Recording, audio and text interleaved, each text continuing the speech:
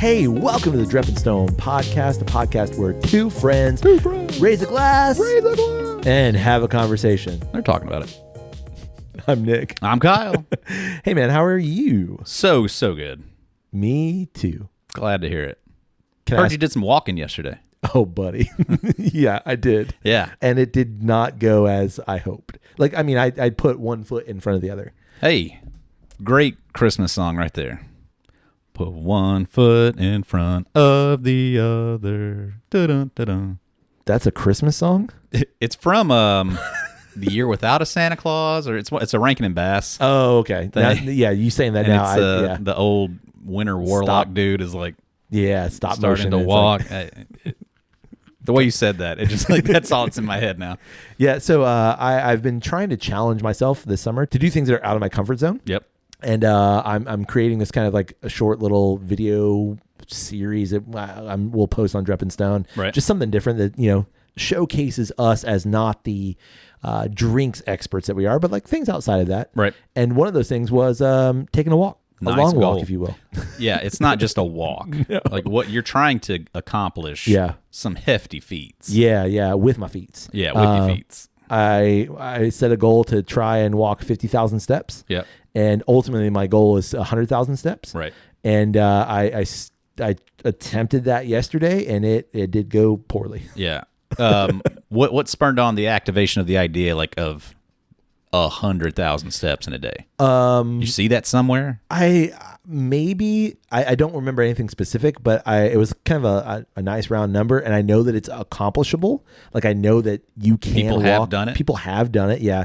100,000 steps for me, my stride length would be something like 47 miles, 50 miles, somewhere in that range. And I know that's doable. Yeah. Your eyes, you got shocked eyes. Is it really that that much? It's, I was just like in my head, I was thinking like, would that be about a? I think would that be that's- about a marathon? And I know that is absolutely doable, but I know that is tough. Yeah. So it's it's 2 marathons in a day Yeah. So it's not a worth of distance. correct. It's not. It is accomplishable, Right. but it's that like mental. You got to get through that, and I love that idea. You think like just hearing that now. Yeah. is that something that's accomplishable in a couple of months? You think that's something you think you could do by like the end of summer? I think. So I was having Like this conversation. build up to it? Yeah. No, I was having this conversation with Carol. I think it's a full send. I think it's you just do it because and why I think this way. It's not something like it is physically taxing, but I think the physicality of it is just like you're going to be tired. Right. So it's not something like, doing an Ironman where you have to build up to this.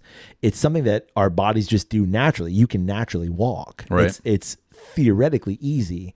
So it's the mental block of that for me. Right. And maybe I'm just completely underestimating this, but I think you just do it. I think it's a full send, go. How far did you go yesterday? Yeah, yesterday before I failed. You did 20. I did 20,000.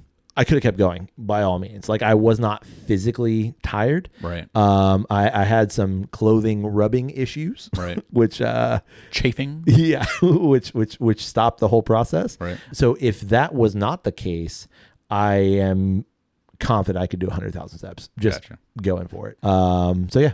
That's my goal, and I'm gonna create a video on it and do that.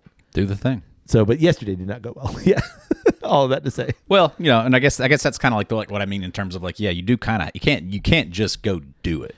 You do have to prep for it. Understand I see what you're saying. What equipment, if that, what kind of scheduling. Yeah, things like it's not just a. Okay. All right, it's 2:00 in the afternoon. I'm gonna go walk 100,000 steps. No, okay, I see what you're saying. So in that case, no, I think more prep. I think to there it. is a little bit more thought process, sure, but I think it's for me that was just like a natural thing. It wasn't like I've got to build up to this. It's like okay, so I took a hiking bag with me. I had a backpack. I filled some water. Yeah. I knew roughly a route that I wanted to take that would take me back home. So like I think there is some preparation. It's not just like you wake up after a hard day of work or whatever, and you're like, all right, I'm gonna go walk 100,000 I'm not doing steps. anything today. Yeah, no, I don't think it's that. I think it's like I can do this. I just got to do it. And Yeah. there's a bit of prep, sure. Yeah. Yeah. Speaking of bit of prep, Bit of prep. I see a bottle before us. Yeah, no prep to it. Well, you are going to have to open it because I still see the wrapper on it. Oh, yeah. It's going to be a fresh crack. Oh, This is a brand spanking new release. Like within the Yeah. past, like, couple of weeks. yeah. Saw this at the store. Didn't hesitate. Like, yep, let me get that. Because I've never had anything from Old Fitzgerald. Yeah, this is a Heaven Hill product. Yep. Old Fitzgerald is actually a bottle that I've been seeking for quite some time. Yeah. The crystal decanter looking bottles, they're bottle and bond. Yeah, those don't ever hang around very long. And if you see them, they're rarely at a cost. It's affordable. Right, that's doable. Correct. Always highly allocated. I think this is also allocated, but I understand that it's with the intention that at some point in time it will just be like a regular Oh. part of their regular lineup. And what is it? It's the Old Fitzgerald 7-year weeded bourbon bottled in bond. Okay, so it's still a bottle and bond. Interesting. Yes. Man, that's pretty. Yeah. Look yeah. at I mean, it's very reminiscent to those really fancy decanters. Like it Yeah. has a similar detailed aesthetic to it. Yeah. It's just a much taller, slender bottle. Yeah, Not the 'cause- squat bottle. Yeah, the other ones kind of remind me of the Sazerac rye bottle in a way. Like it's still it looks crystalline, Yeah. if you will. Yeah, it's got some nice details to it. Correct, yeah. Yeah. Little bottle words. Hit me. Many things have changed since 1870, but good taste is always in style. In the beginning, Old Fitzgerald was served exclusively in private clubs and on steamship and rail lines. By mid-century, it became a mainstay at the bar and the first choice for entertaining. Today, this 7-year-old expression of Old Fitzgerald is your key to hospitality. Okay. Made under the exacting standards of the Bottle and Bond Act with a whisper of wheat, a bourbon of this quality is worth sharing. All right. Thanks, Heaven Hill. Yeah, Kentucky straight bourbon, weeded bourbon mash bill, 100 proof, Nice. 7-year-old. So for it to be a bottle and bond, it's in a single warehouse under lock and key. It's it is 100 proof, and it is at least 4 years old. So that's how they're bumping it up. And there's some other things going on there too. This was distilled in the spring of 2018, Oh wow, which would make it 7 years old. there you go. It's got a little barcode, a little QR code that you can scan. Yeah. What information does that give us? Welcome. We're so glad you could make it. Thanks. We got some tasting notes. We got some seasonal accessories. So this is the spring release. They're going to do a fall. We'll have a gold band. Oh, okay. This has got a green band. Yeah. Yeah, this is January through June. Your key to hospitality. All right. I think it's 70 corn, 20 wheat, 10 MB. Okay. I think. Ooh. Yeah. I'm telling you, man. Cellophane wrapper. Freshest of cracks. Love the cork. Like, cool little Yeah. geometric design there. Got the old Fitz on the top. Here we go. Hear that pop. That was a fresh pop. Thank you, sir. Ooh. Ooh. It's a pour. Good looking whiskey. I mean, and 7 years, that's a good age. And I think as we continue down our whiskey journey, we're only going to see bourbon get even older. Agreed. Which I think is really good in some ways. I think it's really bad in other ways. But I'm interested in the affordability that I think you're going to find more readily available. Yeah. And if this is like a solid weeded bourbon, like I got this for right after tax, like $65. Okay. And all day. All day. Like, if you can get a 7-year Yeah. weeded bourbon at 100 proof, Yeah. like that becomes more the norm. I'm really excited. Yep. Me too. All right. It's bourbon colored. Straight down the middle. I wouldn't say it's on the dark side. Wouldn't say it's on the light side. Just right in the middle. Yeah. Brown liquor And it's in the glass. in a glass. And I'm going to sniff it. Pretty I quintessential was on the going to nose. say, dare I say, it smells like bourbon. Yeah. There's nothing that's like, whoa, that's interesting picking out there, Yeah. It's just classic. A little bit of a barrel note, but yeah, vanilla, a little bit of toffee in there. Brown sugar, oak. Yep. All your classic notes. Yep. Little Cheerio. Little Cheerio. Yeah. A little bit of that wheat note. It's been a minute since I've had a just straight bourbon. And nothing, nothing fancy age, nothing, just like a bourbon. And contemplated it. Right. So for me, it's just Yeah, like you said, straight down the middle. Yeah. Smells great. Like, no problem. Yeah, there's no problem there. I think it could be accented by a little more vanilla. Like if you just had just a little bit more of a prominent vanilla note, but there's nothing wrong. To the palate. I love that our pours here, like, you win. We getting a pour. Hey, man. Fresh bottle. Don't need to be shy with it. Man, that's delightful. I am going to say it is not straight down the middle on the palate, though. Ooh. Got a little bit of hug. Hold on, Kyle. Hold my hand. Hold my hand. Here it comes. That's not my hand. Whoa. Okay. You can let go. Okay. Actually, you don't have to. I didn't. I noticed. Why is your other hand on my leg, though? Man, we're just getting comfortable. Okay. Now, to me, it obviously it's bourbon, but there is a little bit more of a bitter that I get on the very front of the palate that becomes interesting to me. Man, I don't know what, like, it is easy drinking. It is super easy drinking. For 100 proof. Like, Yeah. I mean, it doesn't have a hefty bite. Nope. But it's got a ton of flavor. Yeah, it does. It's got a ton of flavor, and that's the predominant note for me is brown sugar sweetness. Yeah. In not a way that becomes overwhelming. It's a way that's like almost like creme brulee. Mm-hmm. Not like super charred or burned, but just like this is a sweet that's present. And it is more of that dark sweet, but it's not like, oh my, wow, that's too sweet. You know what I mean? Right. Yeah, but it's like I'm able to like really like just like let it wash over my palate. Yeah. And like I'm never like, too much. Yeah. Like I can just kind of like really sit with it, which really lets everything kind of speak even more. Like there's a really wonderful bitter on the back end. Yeah. But it is just kind of like a brown sugar syrup throughout. Somewhere mid palate, I get that cereal wheated note. Yeah, that's solid. Yeah, I do the.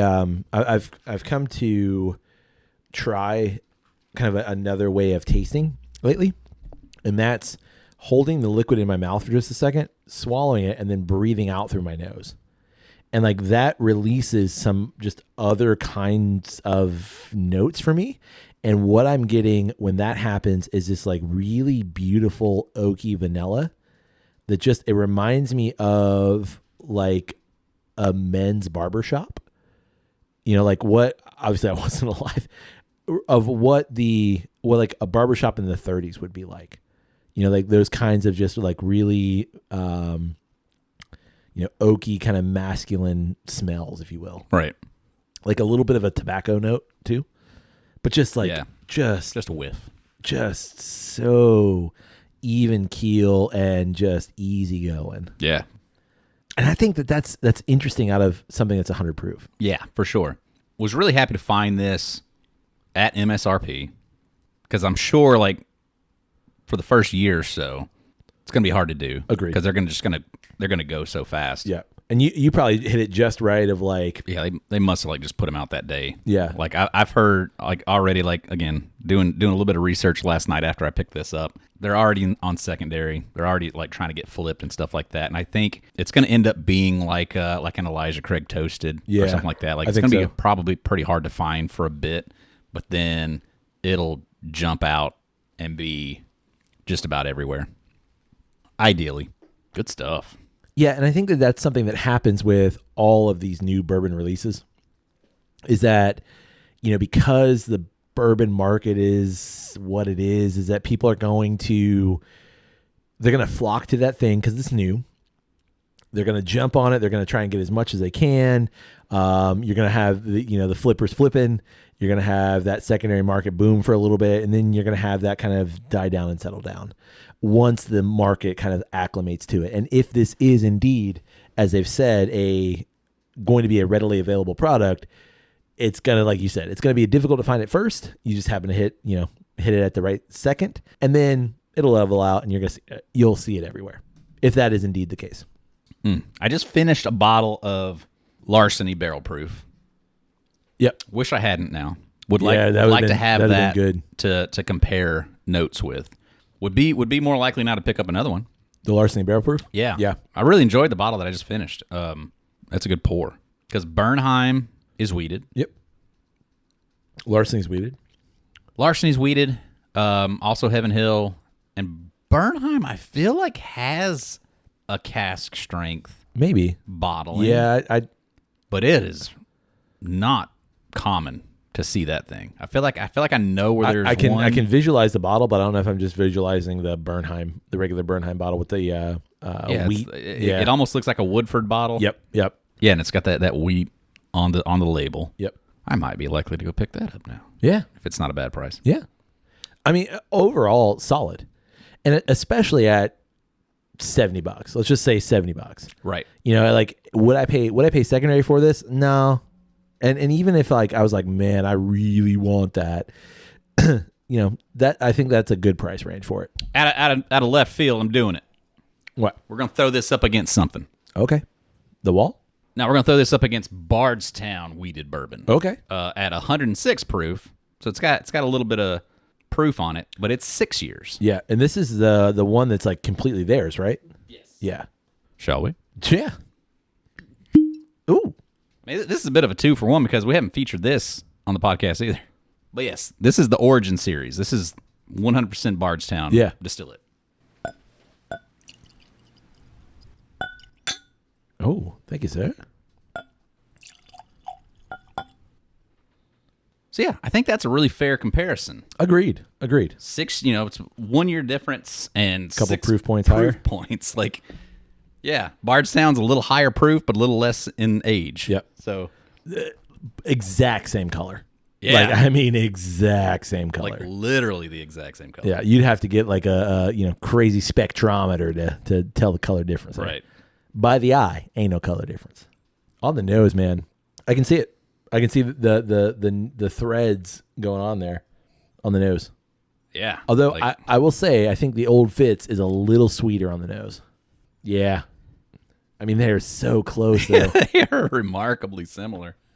I'm gonna say just a hair sweeter. Yeah, I could give it that, but I'm almost like attributing it, as silly as it sounds, to the Bardstown having just a bit more proof. It kind of like twinges my nose a bit more. Yeah, I can see that. And like I think that might be muting the sweetness on my nose. All right, I'm going to the palate of the Bardstown. Oh, I think the Bardstown's sweeter on the palate though. It's like a brighter sweet. I'm doing science right now. I have to hold all my comments until Okay, results are in. that's fine. You engage in that scientific method, buddy. All right, after going back and forth for a second. Hit me with the science. All right. Science! What I'm getting is Bardstown has a much more barrel note. Okay. I think the bitter comes through much more stronger. After doing that, and you go back to the Old Fitz, I feel like has a more fruity kind of a thing happening. Bit of like maybe strawberry. On the money, man, for sure. Yeah, it leans like strawberry jam yeah, like or preserves. bit jammy. Interesting. Woo. Yeah, Bardstown goes to more like oaky barrel and honey, Yeah, and Old Fitz goes more like like strawberry syrup. agreed. Yeah. Like a strawberry syrup you put on like a sundae, that kind of strawberry syrup. Yep. But like, I think it's sweeter because of that. Yeah. Yeah, that red syrup they got at like IHOP. Yeah. Exactly. A little dollop of that. Bloop. Both are fantastic. And that's a cool pairing together. Yeah. Needed to be done. Yeah, agreed. This is where science works. Yeah, good stuff. Okay, so of these two, Yep. now that we've paired them together, Kyle, you got one other pour. Which are you going to take? For my palate, Yep. it's probably going to be the Bardstown. Really? Yeah. Okay, why? I think it has that stronger bitter presence, that stronger ochre presence. I really like that. Yeah. And I like the slide into it that you get of that honey sweet sliding into the oaky bitter. That's exactly what it is. Love it. Yeah. Love that all day long. Old Fitz is great, and it's kind of more of like a hill of like it jumps up to this like fruity sweetness. Yeah. And it just doesn't quite come all the way down into the as much bitter as I would like. Yeah. I see exactly what you're saying, and I think for me, that's where I'm going to go with the Old Fitz. Contrary to my norm, I love the sweet on the Old Fitz. Yeah. That I know. It's coming across like sweet tea now. It really is, and like to me, it's that like it's a complex sweet, and Yep. that's what makes it interesting to me. It's where you're getting the interesting, and I love the bitter on the Bardstown, where you're getting the interesting note on the bitter of the Bardstown. I'm getting the complexity and the interesting on the sweet of the Old Fitz, and that to me right now is just speaking. Yep. Oh man, that's fantastic. Yeah. I'm really excited that this is like where bourbon is right now. What do you mean? That you can get two really great bottles like this Yep. at a price point of around $50 to $60. Yep. Nuts. And I hope, man, fingers and toes and nose hairs crossed, I hope that is the trend that's going to stay true. Yeah, well, as long as like that's what's happening, I feel like it has to. Like, Yeah. as long as there are bottles out there that exist like this, I don't see how anybody can really play that card of peerless. Peerless. Yeah, like I just don't think that model works. Yeah. Like you come out with this flash bang of like, oh man, that must be some really good juice. But if these guys are going to put this out Right. for almost half the price, I don't see how that model works anymore. Well, and I think what you're seeing and what we're going to experience over the next 5 years of bourbon is the beginning of the real bourbon boom. Like you said that the Old Fitz was 2018. I'm going to say that is the start of, oh, we've got to distill stuff right now because people want it. And so over the next 5 years for us, as these things are being released, you're going to see more of that. Because, like, let's say... So what do you mean by boom? I think, and I know that other people will disagree, but I think, like, the ramping up of the love of bourbon, let's call it 2016, 2017. Right. Okay? Right there for us. Correct. We were part of that. Yeah. We didn't start Drep and Stone until 2019, where that's where it's like, it's rampant. Like, we're in it. Then you have the post-COVID huge slump of like bourbon's hard to find. Like, I mean, you can find bourbon, but like I'm saying, like I think for the companies, that was their boom. It was like, man, we can't even keep this stuff on the shelf. that's what I'm saying. We're booming right now. Right. And it's right. hard to find. It's hard to get. Right. But now, But remember, a bourbon distiller is always 4 to 5 years ahead of the market, Right. theoretically. So that's what I'm saying. They realized in 2019, oh buddy. right, So they started ramping up distillation. So adding in warehouses. Correct. Yeah. So we're starting to see those bottles now. Yes. From the response to that. So you're going to see more bottles like this Old Fitz where like, oh, this was the response. So now like we're creating something that's more readily available because now we're 5, 6, 7, 8 years down the road. And all right, here we go. And what I'm kind of getting at is like, I don't think it's going to look like a boom. It's going to look like a boom in terms of what's available. Yeah. Because I'm already seeing it. Like, Oh, well, like you go to a bottles store, that you were see trays on unicorns. it. Oh yeah, man. A few years ago. Absolutely. On they're on every shelf now. For sure. Easily findable. So I think now what you're going to see is a bunch of stuff that's available that may not be moving quite as much. Right. I think anytime you get something new, especially with the name, like that's the thing about this bottle, is it's got the name Old Fitzgerald on it. Exactly. And anybody that's in the game knows and recognizes that name and would absolutely love to get a bottle of Old Fitz. That's exactly why I bought it. Oh yeah, I saw it. I saw it in the bag. I was like, "Oh my god, $60? Yes, like absolutely, I'll take one." Never of those. having had one, I'm taking you home. Yeah, I want to see what this is about.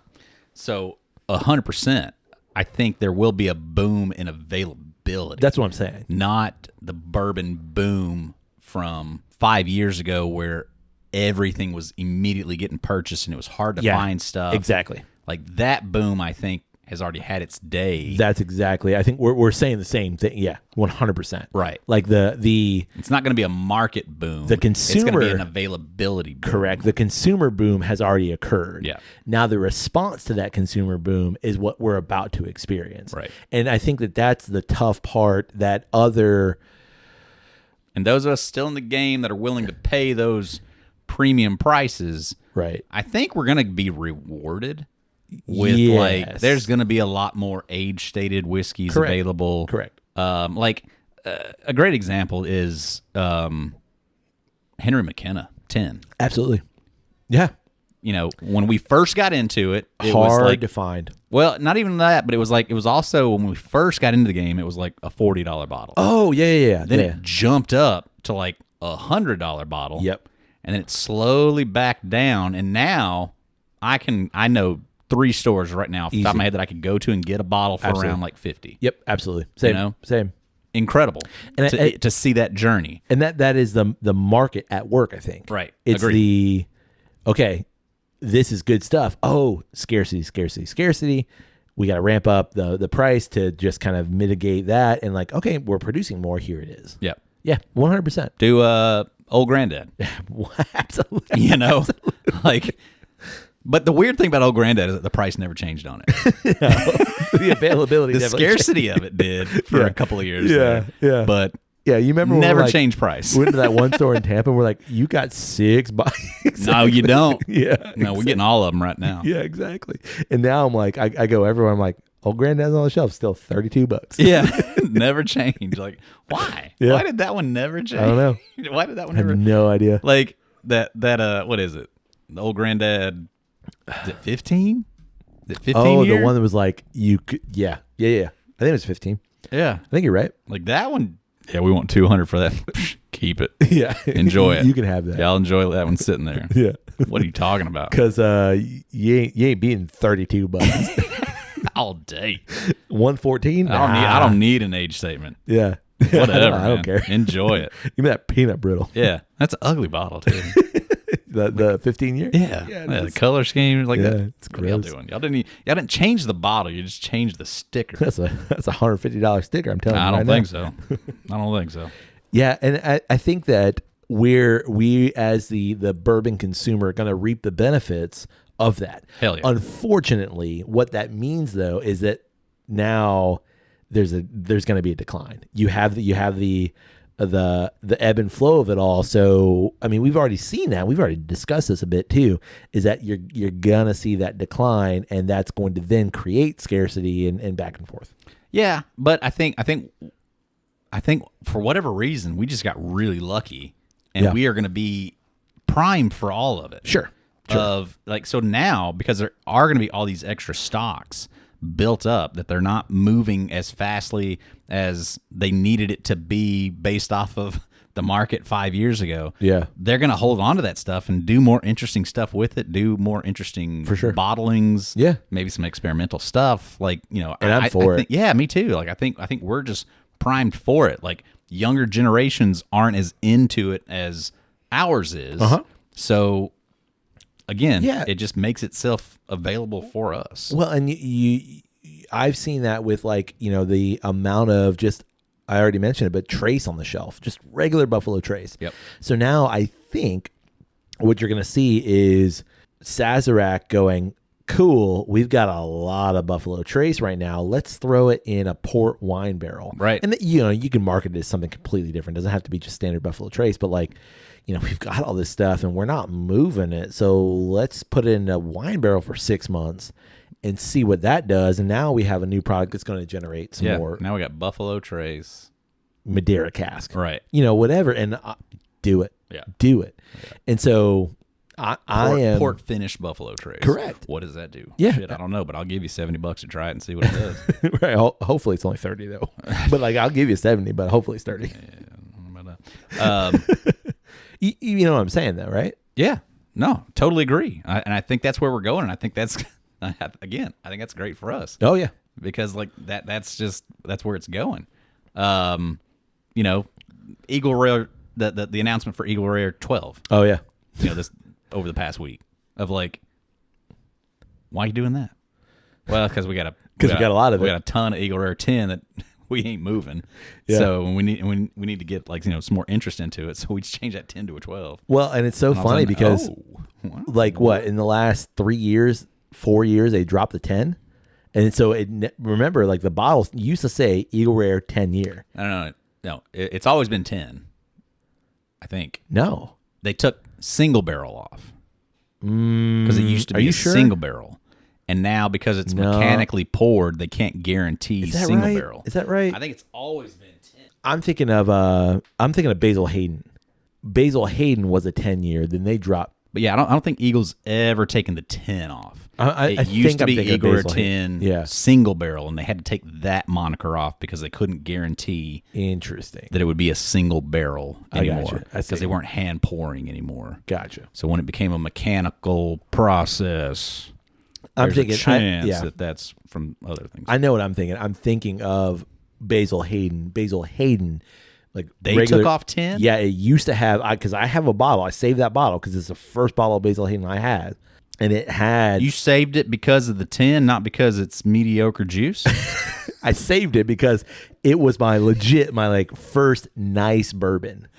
That's why I have that bottle still. Right. It was like Carol bought me. This was 2014, 2013. And it's the maybe. same juice? What do you mean? Or you just have the Oh bottle? no, I just have the bottle. Oh, okay. That's like way gone at this like, point. No, because that was the bottle that I had you try before any of this started. Oh, yeah. Like really early, and Right. like even our friendship. Right. Like, oh, you're interested in bourbon? I have this. Yeah, try this. Yeah. So it's Look still at that paper on the bottle. exactly. It's See that? oversized. Yeah, what? It's sexy. It's nice. Yeah, you see that 10 year, right? Yeah. But it used to come in this like cool, like cedary carton sleeve kind of thing. I still have that. Oh, God, yeah. Yeah. Forgot about that. Yeah, I have that. Yeah, it sure did. And like, it said, and it was in that like weird, like tin kind of like tack thing that says 10 years on it. right. Yeah. And so I'm that's where I'm getting that from. They took that off because it's not on there anymore. Right. And maybe they've added it. I don't think they have, but I'm not like searching for Basil Hayden anymore. Why not? You said mediocre juice. That's why. Yeah, no. I for whatever reason, I think it's a simulation at play.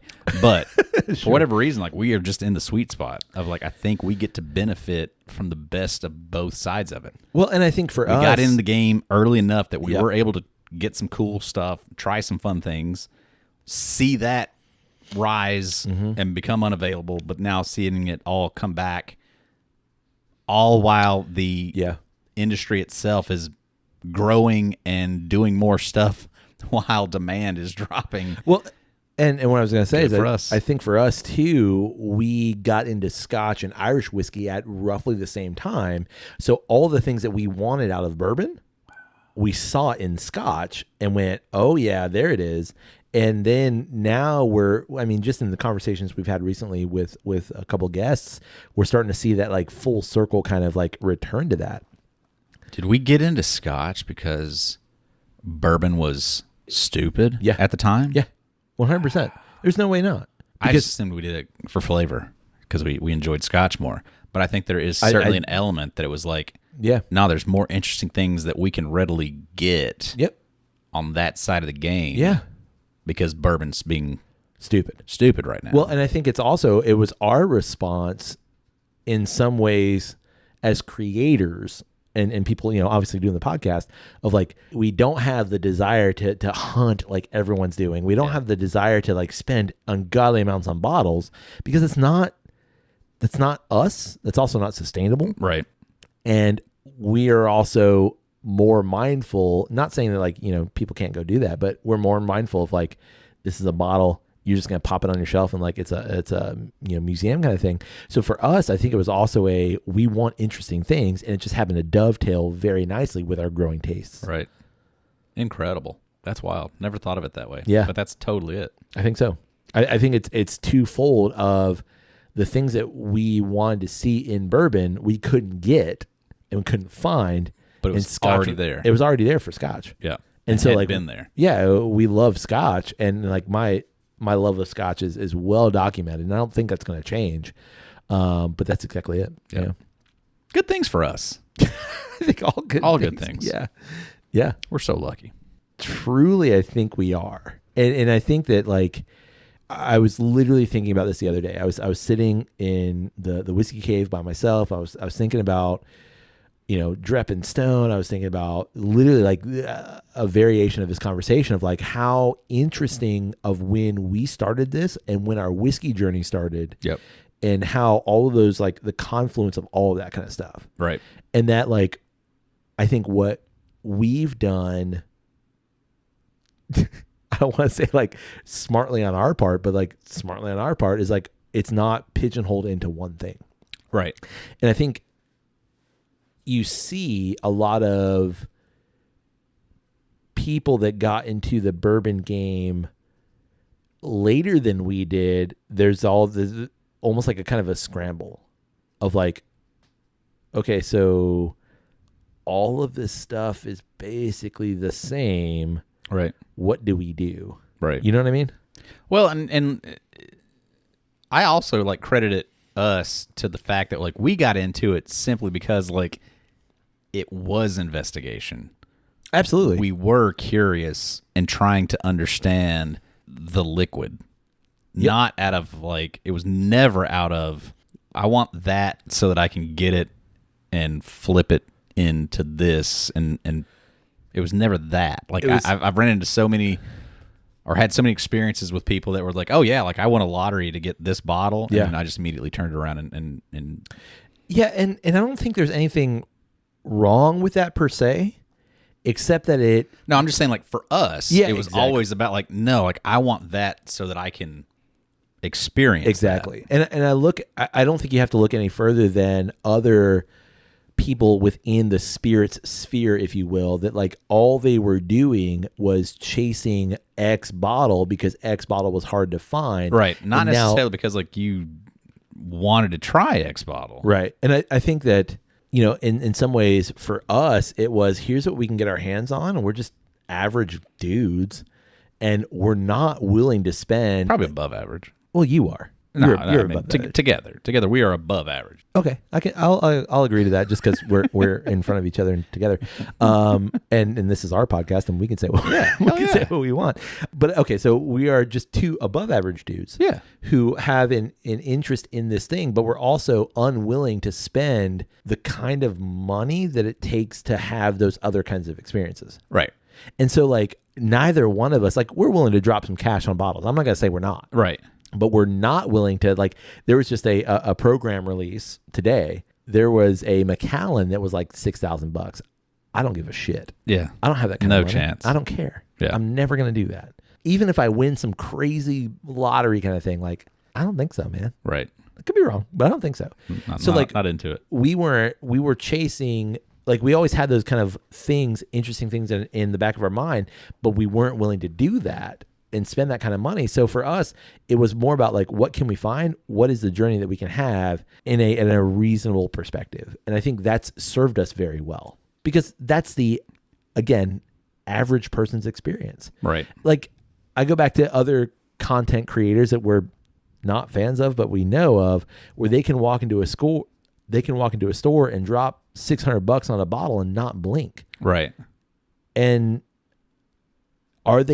my question is, and the cynic in me goes to, are you doing that because you want the bottle and you want to try the bottle, or are you doing that because you know that's going to get you views? Yeah, like I always remember there's that one dude that for a while there, I don't see him anymore. I wonder if he just ran out of cash, but would like go into a bar and be like, hey, what's the most expensive pour you got? Yeah. And would get it, but then be like, hey, can I get it as an old fashioned, or can I get it with Coke? And we're just like, okay, yeah, you're doing this just to be extravagant. Correct. And to just kind of be flashy. Yeah, you don't want the experience. You don't really care what it is, what it tastes like, the work that went into it. No. You don't really care about any of that stuff. You're just trying to get views. Right.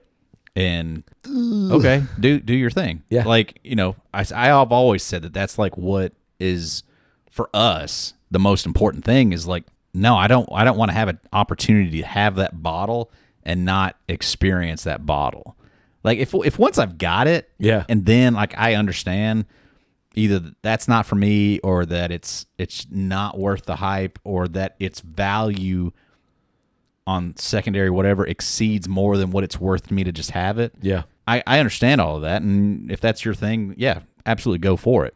But for me, it's always been about investigation and the experience of it. Agreed. And I think that I don't want to toot our own horns in terms of a genuine understanding of the thing, but I think that that's what we've cultivated. Oh, yeah. You know, like we've had, how many times, man, have we had the opportunity to have bottles that are high priced and, dare I say, inaccessible, and like the ability to have that, like we could have spent, I'll give you an example. Multiple times we could have spent coin to get the Pappy 23. How many times have we, we've walked into stores and we've seen it and it's there, it's available, we can buy it, sure. But I'm not willing to, A, spend that much money because I know that this is all just part of the whiskey industrial complex, if you will. Right. And B, I want that bottle for the sole purpose of the investigation of the bottle, not to turn it around and make content on it. Right. And maybe that's a downfall of how we, maybe legit. And maybe it's just a downfall of like how we've approached the podcast right. and the social Our media philosophy stuff. towards Sure. it. Yeah, absolutely. But I would rather maintain the genuine investigation than just seeking how many views and downloads and likes. Well, that, and I think it's like a bit of a, gamble too, of like, I always like, there was a point in time I was at a restaurant where I could have gotten a Pappy. I'm not sure what it was. Yeah. But a pour of a Pappy for, I want to say it was a 23 year, but I could have got a pour for like $30 and didn't do it because this was early enough in the journey that I didn't know what it was. Right. And at that point in time, $30 for a pour was like, you kidding me? Like, I can go get a whole bottle of whiskey for less than that. Yeah. So I didn't do it. We could have went that day at the Springs, and had something for like, I think it was like $50 a pour. Yep. Maybe we should have done it. Maybe we would have had that experience. But like, I still argue that it wasn't the right time. Nope. It wouldn't have been what we wanted out of it. And I'm still not convinced that it's any better than this wheated bourbon right here. And maybe it's complete naivete. Maybe it is. Nothing in my experience says that it's. Agree with you. Yeah. But when we do have that thing, and we will eventually, I know we will eventually. Oh yeah, eventually prices will come back down, and it'll come back down to reality. Sure, or it's right place, right time. Hit to a spot where it's like, I'm comfortable in paying that in this moment. Now, exactly, and now I feel in a space where I can firmly judge that thing. And I know that people would say like, okay, so you've been thinking about this for the last 6 or so years, and like, now is it going to live up to that? And I get that. But I think for me, I'm in a position where if I were to have a 23-year-old bourbon, I can legitimately say, yes, that thing is 100% worth it and amazing. Or I can say that thing is all hype and it's good, but it's not as worth the discussion as everyone's given it in the last 5-6 years. Yeah, I think it's more so that it's that you're at a point now where you could have it and you can actually discuss it based off of its character and qualities, right? Not based off of how much you paid for it. Correct. It's like I can set that aside and I can say now, oh yeah, no, this is what it is. Yep. Or if you'd have had it 5 years ago, you'd have been like, best whiskey I've ever had. And I think bar none. Or worst whiskey I've ever had, bar none, because of how expensive it is. Correct. It's definitely not worth that. I think we're at a point now where when we do the thing, it can just be like, what do you think about that regardless? Yeah. Yeah. And not have to contend with that. Exactly. I don't think we ever could have got there before that. And I think it comes from just the amassing of the experiences. Yeah. It's, it's not only our, and I think that this is where we're poised in such a unique situation. Not that other people don't like whiskey, whiskey Y as a whole. All of it. But like for us, it's all of it. Yeah. It is the pantheon of all of the things. It's not just bourbon. It's not just rye. It's not just Scotch and Irish and Australian and Taiwanese and blah, blah. It's all of it. Yeah. And so then it becomes the discernment of the thing against all the other experiences versus here is the cost of this bottle and and that means it's going to have correct. It's going to be this good. It costs this much, so then right when you're drinking it, oh wow, that is. I mean, it's that old argument that we've had before. Like, is driving a Lamborghini a better experience than driving a Ford Pinto? I would like to say absolutely yes, because it's a Pinto versus a Lamborghini. But also you're paying for the exclusivity of driving something with that name and that bull on the tag. Versus, but like I feel like Lamborghini to Pinto is not that's not right. It's driving a Lamborghini with the logo on it, but then also driving a Lamborghini that doesn't have the logo on it. It has a different name on it. Oh, yeah. Now compare. Sure. You know, it's just now you don't have that Lamborghini logo on it, so everybody doesn't know you're driving a Lamborghini. You're still in that experience. Yeah. But now it is just, it doesn't have that exclusivity. That right there, that's the flex. Yeah. That is the true flex. I think it's like you've somebody tried to then, all right, Lamborghini made this thing and my God, it's amazing. Yeah. All right, so now we're going to try to get something that's to that level, but our name's not Lamborghini. Right. So we've got to try to match their aesthetic and style and craft and all of that. Yeah. And now this is our version of it.